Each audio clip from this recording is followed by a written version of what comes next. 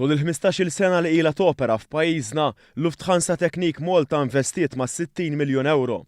Intant, fit-8 xhur li għaddew, f'Malta impjegat 50 persuna, impjegati li jingħataw taħriġ u komplew ikabru it-talenti tagħhom. Il-15 l-anniversarju ta' din il-kumpanija tal-avjazzjoni f'Malta kien infakkar f'ċerimonja fil-hangar ta' Lufthansa Technik.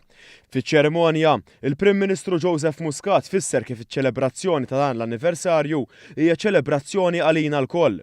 Il-Prim Ministru sejjaħ l-istorja ta' Lufthansa f'Malta bħala sinjal ċar ta' dak li pajjiżna joffri, jiġifieri stabilità, opportunità tkabbir u ħaddiema b'saħħithom u kapaċi.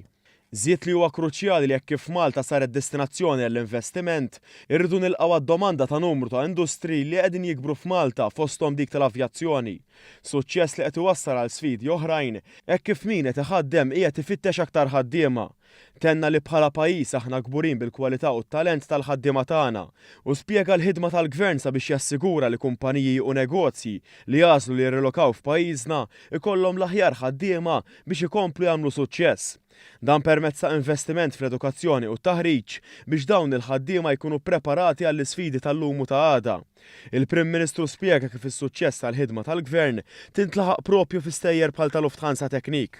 Kumpaniji li jafdaw f'pajjiżna u fil-ħaddiema Maltin li jaħdmu tanza biex jakkwistaw l-aħjar għall-familji tagħhom.